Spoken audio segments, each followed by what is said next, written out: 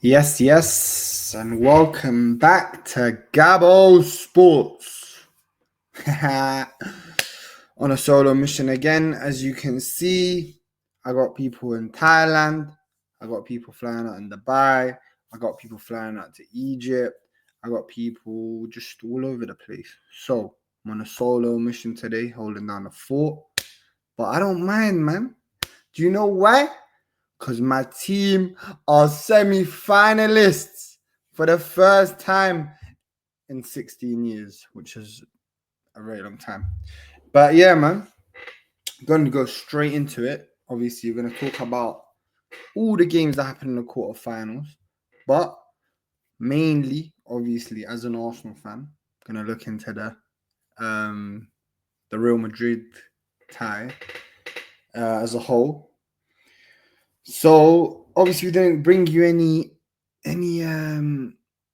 content when it came to the first leg. Obviously, by now, what's old news is the two quick whips from Declan.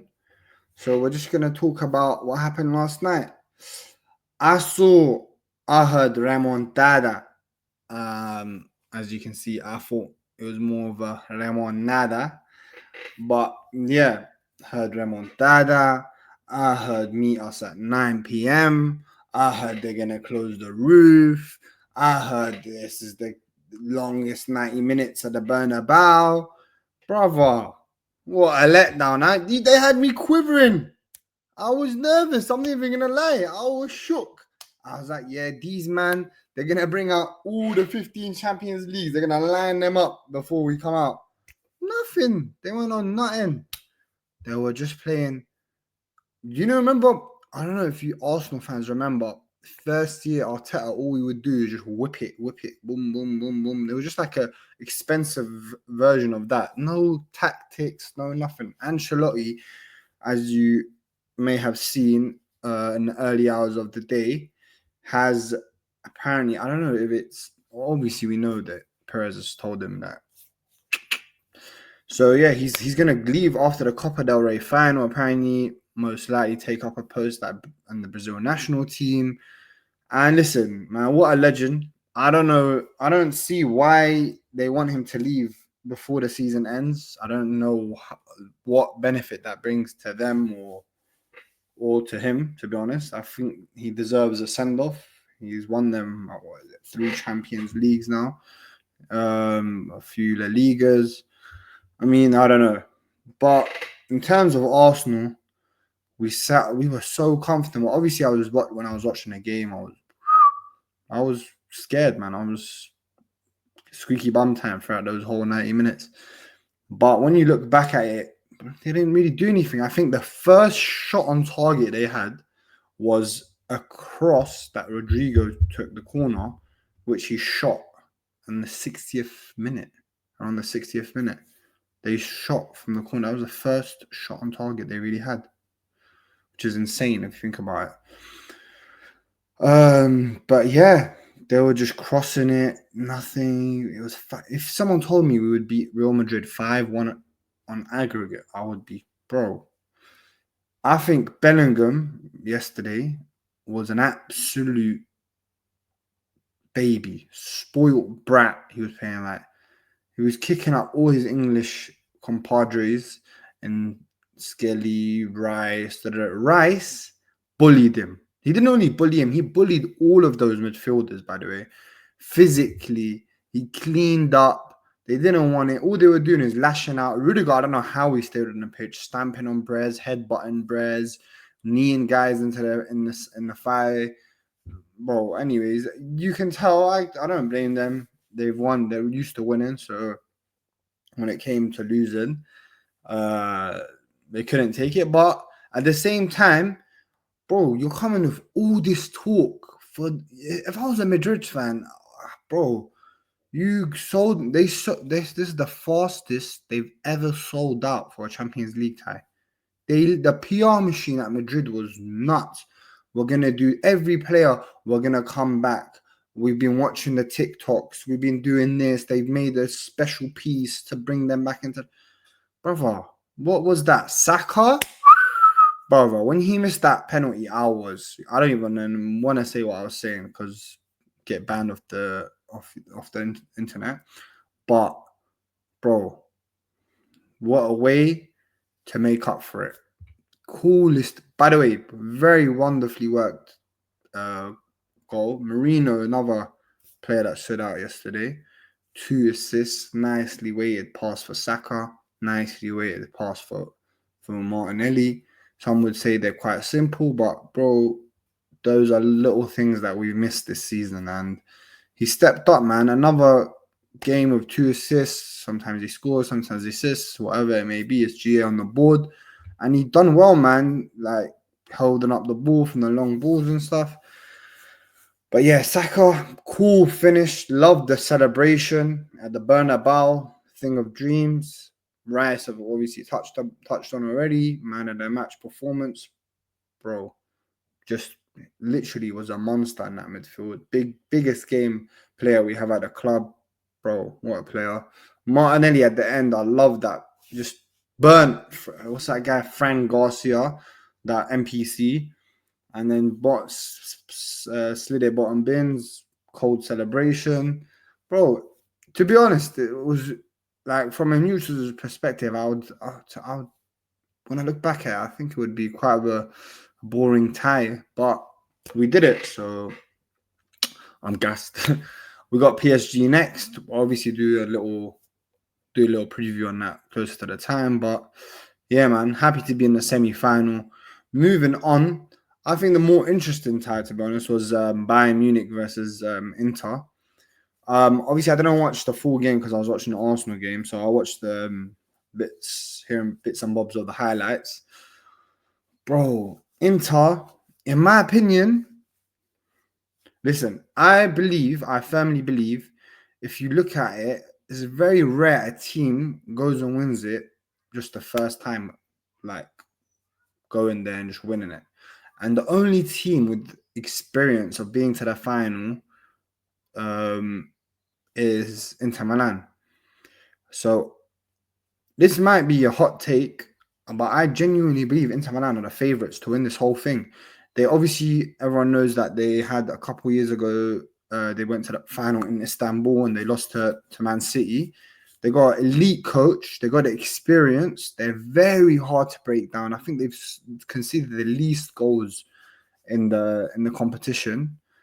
They coached very well. And Lautaro Martinez, I've been a very big critic of this guy over the years, but this season, this Champions League, especially when he plays with another big man, bro, he's turning up with the goods. Another goal against Bayern Munich, even though I don't know, man, the way that ball he tried to header it, if it doesn't hit his hand, does it fall down nicely for him to connect with it like so well, and it goes in the back of it? I don't know, but end of the day, that's the way the cookie crumbles.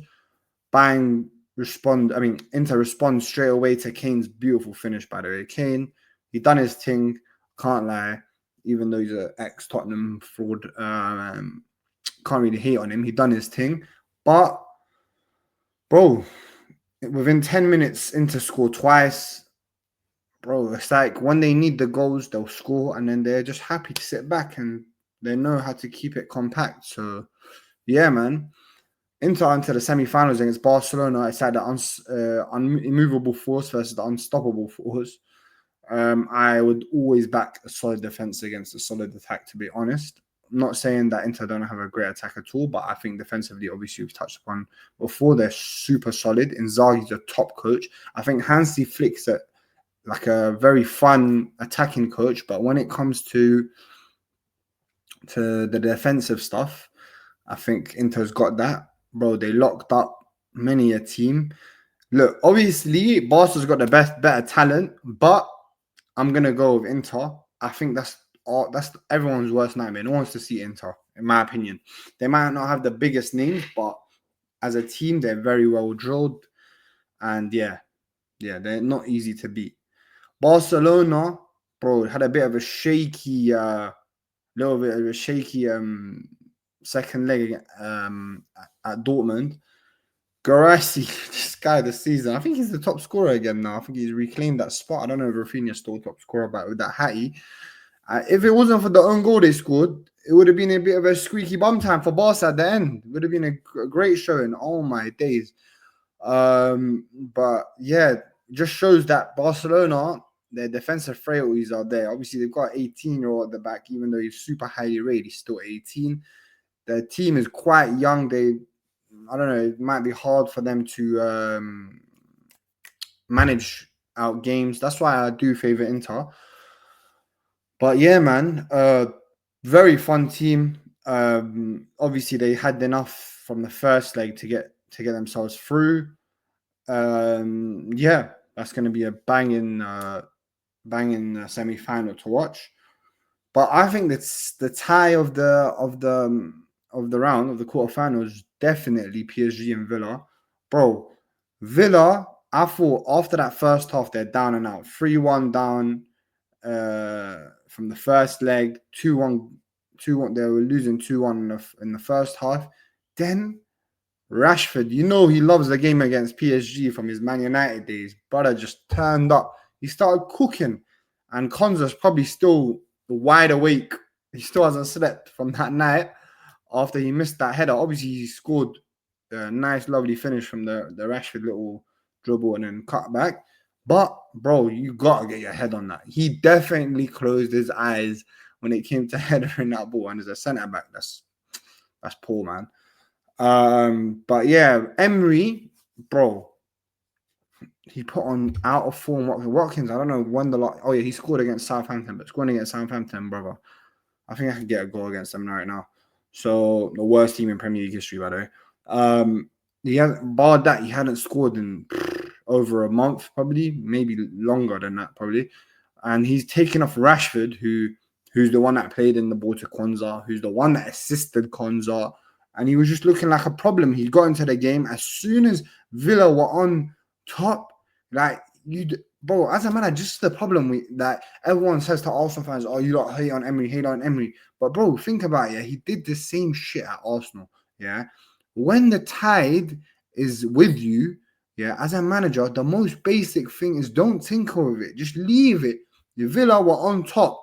And PSG looking like they were shook. Like, they were looking frazzled. Like, they know what's going on. Boom, boom. 2 successive goals.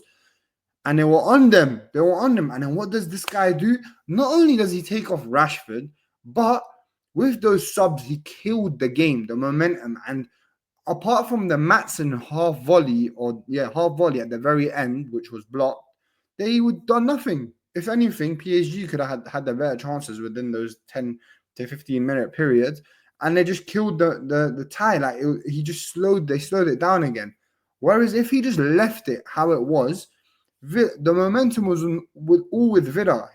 I think that, listen, Emery's done a good job at Aston Villa. They're still in the semi-final. They're still, like, I think 3 points off third or something like that, or fourth. They still have a great shot of getting to the Champions League. And even if they finish in Europa League spots, it's not the worst of season and end up maybe with the FA Cup. But, bro, in this specific game, he bottled it, in my opinion. Like, why are you doing all this tinkering stuff, man?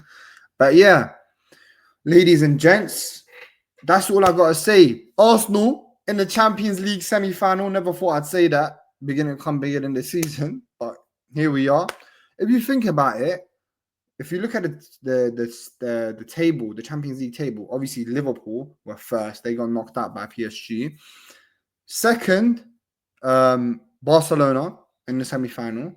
Third, Arsenal in the semi-final. Fourth, Inter in the semi-final. The only wild card, and they switched it up, to be fair, is PSG. Obviously, they played the playoff game. They went through But obviously, Luis Enrique tinkered a bit with the team. They brought in Kivicha, transformed them, and here we are. But yeah, anyways, guys, thanks for tuning in. Like, subscribe, all of that good stuff. Please check the comments, tell me what your opinions are. And please tune in for the preview. Should be doing that in the next couple of weeks. Peace.